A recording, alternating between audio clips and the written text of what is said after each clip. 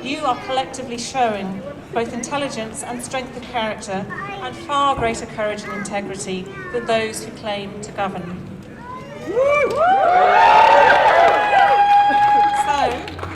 So we will stand with you and we will help you to rage against the dying of the light, because that is precious life itself. The future of life on Earth is at stake. Who amongst us could not be profoundly distressed by the horrific images of the starving polar bear that went viral last year? And that is just the thin end of the wedge. Many, many animals are going extinct on a daily basis, and it's completely unnecessary, and it's down to us. And that is what the threat of extinction looks like, and this is what humanity has done. And you, our children, may well learn about some animals through their death rather than through life. This is an unprecedented tragedy. For me, a huge part of the irony of it all is that we are the species, seemingly intelligent, who is knowingly bringing about the destruction of the entire global ecosystem, and we're knowingly jumping off the cliff and bringing about our own extinction. Many, many things can significantly disrupt our lives, and climate change will be one such thing, and we're seeing it happening now. And if we do not change the systems, climate change is going to do it for us. So please do not believe that we have no actions available to us, because we do. In being here today, we are taking back our power, and we will support you and enable you to do so. Thank you.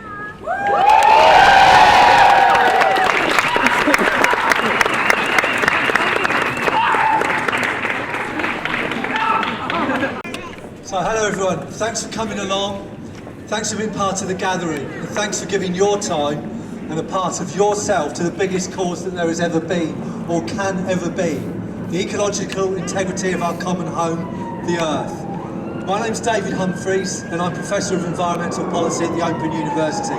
We do teach the truth about climate change at the Open University. We teach about climate denial and we teach about post-neoliberal options for the future. Just as importantly, I'm the father of two wonderful children who I want to have the opportunity to realise their life potential. And I fear the legacy that we are leaving them. And I wonder, what will be the history of the 21st century? Of the many challenges that we face, none is as urgent as planetary heating and species extinction. This is the defining public welfare challenge of our age. No one can insulate themselves from its consequences, and the history of this century will be one of how we met this challenge. Will that history be that we knew our Earth was heating, but didn't react like Nero in Rome, fiddling while Rome burned? Or will the narrative be that although we left it late, very late, we responded in time, that we made the difficult changes to society, the economy, and to corporate governance, and we passed on to our children and descendants an ecologically stable planet? We won't write that history, but it can be written. And the choice is ours to make. We can define the narrative with the actions we take, and those we do not, today and over the coming months.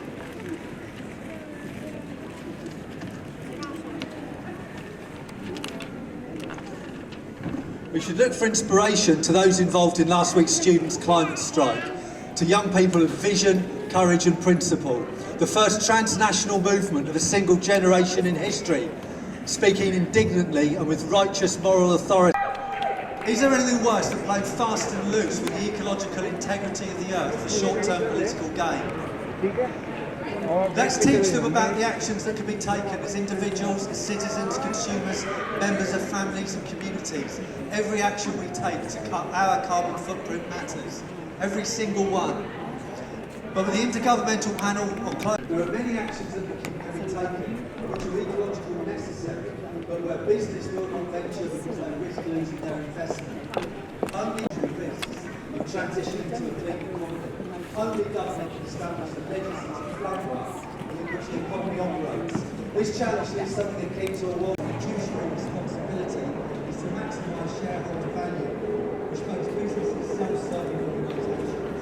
But this can change, and it must. All it requires is a change in the law. Imagine a world in which the vast scientific and technological expertise and economic power of business corporations was dedicated to the transition to a low-carbon economy. If, for example, the technological capabilities this week were redirected to producing low-carbon public transport vehicles, we cannot afford to let these skills and talents of society, often paid for, we should remind ourselves, from the public purse, to go to waste when we face an existential challenge. We must give everyone an economic stake in a green tomorrow. We are a broad-based and inclusive movement that embraces everyone. We must be, because with time now running out, we simply cannot afford to be otherwise. And we must be, because global heating will not discriminate between people based on their political beliefs, class or country of citizenship. And if this movement, this principled and that stands for intergenerational justice, continues to grow, and if governments respond by acting in the long-term public interest of the public, as they should, and if businesses respond constructively, as they will have to, if the public sphere redefines the terms under which they operate, and if concerned citizens continue to... Square, so it's just amazing how it's built. Hester's been an integral part of that, and she's here. We live in a world where consumerism has become our culture, and we're dying because of it.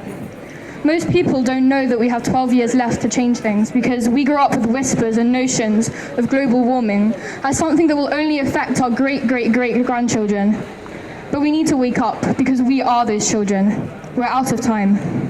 We need to be learning about climate breakdown in school in the context of the emergency that it is. So many schools don't even teach about it, and those that do don't do it in the way that we need them to. My school teaches the pros and cons of global warming here, and every teacher that supports this movement for their solidarity. My biology teacher and history teachers are really great when it comes to climate change, but they can't fight a curriculum and a culture that is so difficult to work around. So please help them and teach us before it's too late.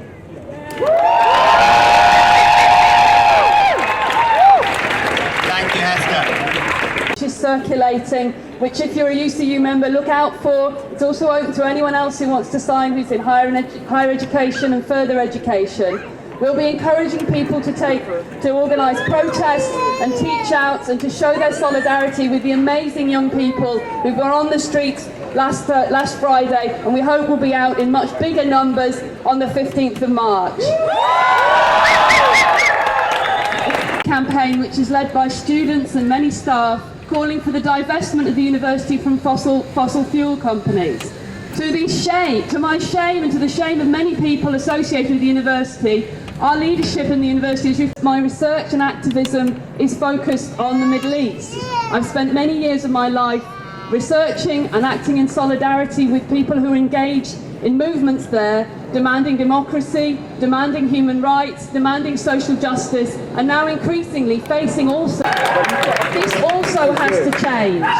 I'm here as well because I'm an anti-racist activist. I'm involved with mobilising in solidarity with refugees. And again, although it's quite true that we all face, whatever region of the world we come from, we all face a common threat. Actually, the people who will bear the brunt of this first are people who are in developing countries, people who are the poorest, people who are the most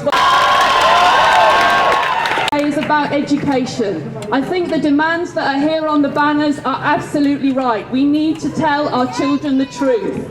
But we also need to tell our children about what education in a broader sense means. That means learning that you have and not handed down from the top, because I do not believe we can rely on the people in power now to do it for us. Of my children, change them if they will not listen. Thank you. In crisis situations, when things are really bad, especially for teachers and for adults who talk to younger people, to moderate their language and talk in a way that's calm and that's not too scary, and definitely not in a way that's radical. That's what we're meant to do, right? It won't be reflected by the white of the ice. We know that's happening. We know that the last 4 years have been the warmest on record. We know there was a report out from the UN today about biodiversity and crop failure, and the fact that when we've got 6 or 7 or 8 crops, and that's all we grow, because that's all supermarkets want, that's all we grow, and then when they die because they're susceptible to diseases, then we all die. And I'm sorry, I'm just going to say it because it's a scary thing and it's real. Those are the facts. They're the facts. And I know from the bravery of the people who came out of school last Friday that young people can take it because they're so much braver than so many adults. And they're so much less into conformity than so many of us adults. And it's the conformity that we learn in school that leads to the denial of adults. And we are, the adults that they're not bad people, they're not climate change deniers, they're not like Donald Trump, but they're soft deniers, they're deniers through action. Their actions are a denial of the reality. And what we need to do as educators, and what young people need to do, is to learn a new way of learning that breaks out of conformity and that doesn't accept the conformist message that your role in life is to make some money, get into debt, buy a house, go on holiday, and then die when you're old and maybe happy. Maybe not. That's no kind of life anyway. But even if it was, it's not going to happen because that future is not there. So an education that sets you up for that trajectory is a waste of time. So what education needs to do is to teach people the truth, to empower them to face it. We need to face the truth and act like it's real.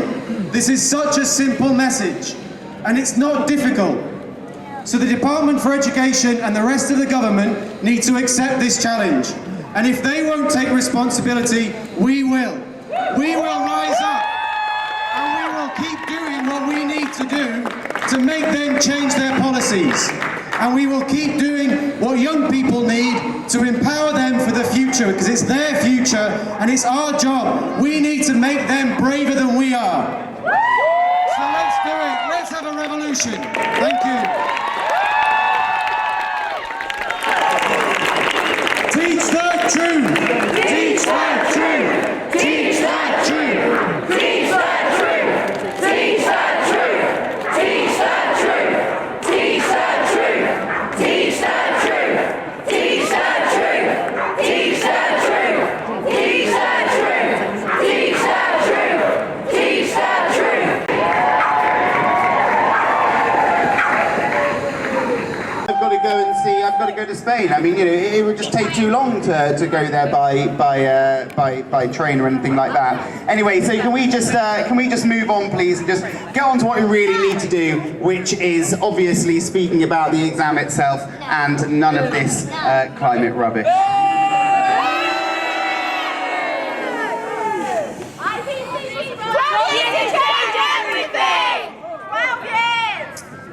Again, this report, it's nothing to do with what we're really studying ourselves. I mean, it's not part of our agenda. We don't need to really study it at all. It's not on the curriculum, and that's what I'm here with you guys for. I mean, you know, these things, they go up and down in cycles. I mean, you know, it happens. You know, this has been happening for many, many years. I mean, there's no real truth in it. We can't trust just because 4 years. I mean, that's no kind of decent statistic, is it? So anyway, like, we're really, really getting sidetracked here. All right. Guys, do we like this teacher? No! Do we want to keep him? No! What should we do with him? Sack him! Sack him!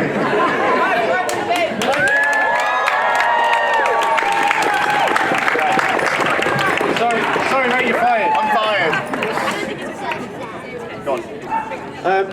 Fantastic, thank you guys. Look at. Earlier, there were little children, very young children, saying incredibly intelligent things about climate change, how trees breathe and how the world works. Compared to these characters, these little children have more knowledge than them. The second thing we were doing just outside at the beginning of the march was making a naughty and nice list. These were the children. The friend beside you. I think that we should do something about this quick and fast, and if somebody is not going to tell you to do this and stand up for the world's rights, I think that you should go and stand up for your own rights.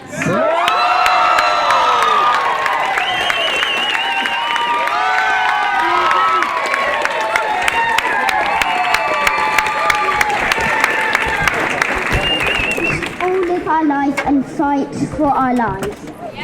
Don't let our friends and family go from you. And never ever stop fighting for your life. Thank you.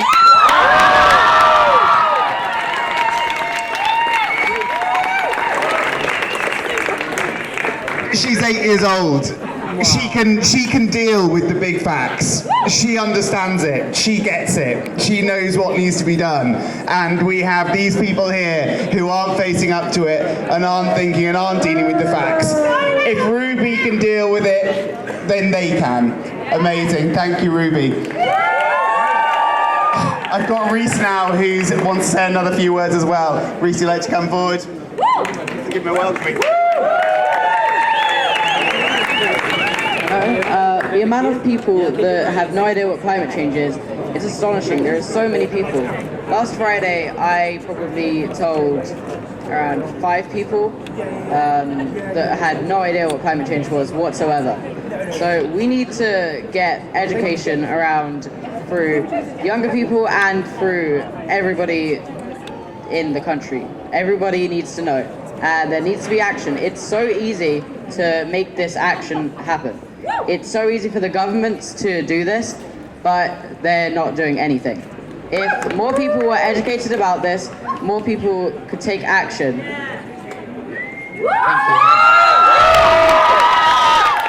Thank you so much, Reese. We've got a bit of a queue of people who want to speak, which is absolutely fantastic. Any other young people especially who want to come forward and speak, then please do. I just want to say that I'm 16 years old and I'm studying for my A-levels, and I've been in education system for 12 years and not once have I been taught about climate change. The fact of the matter is that we can have all the A stars that we encourage to achieve and attain to, but what good are they if we don't have a future? We are taught, we are conditioned to achieve assessment objectives. My question is, when will the Department of Education achieve their assessment objectives? Now there's my friend Ella who's going to speak. Thank you so much, Aaron. Everything you said is so true. I'm Ella. I'm also 16 and I go to school with Aaron. The fact that everyone that's here today is here because they think what is going on is disgraceful. From kids as young as Ruby, I was so impressed by her speech. It's one of the most heartening things I've seen in such a long time. This problem is so multifaceted, it seems so difficult to find where to start. I don't know where to start, none of us do. But the fact that we are all out here at this time, during the holidays, which proves it's not just about the day off school, we're out here during half term, it proves that people care, and it's so heartening to know that people care. Like someone was saying earlier, it's not, an intergenerational issue, it's not young against old, it's young people with older people fighting for what they believe is right, and that is so impressive, because who are we if we cannot step up for the one singular fight, for the one fight of our lives, the thing that truly matters? Who are we if we can't teach our children the same thing? Just like Aaron was saying, I am 16 years old and I am just finding out all of these things. I'm just finding out about zero waste, sustainable lifestyles, how much plastic waste. 90% of plastic in the world is not recycled. Most plastic can only be recycled 7 to 9 times before it has to go to landfill. The issue here, we don't have the time for soft solutions anymore. We don't have time for tone policing. We don't have the time anymore for any of this nonsense being put up by, the things. It's not even one particular, you can't say it's your fault, it's your fault. It's everyone's fault. We made this problem and we will fix it.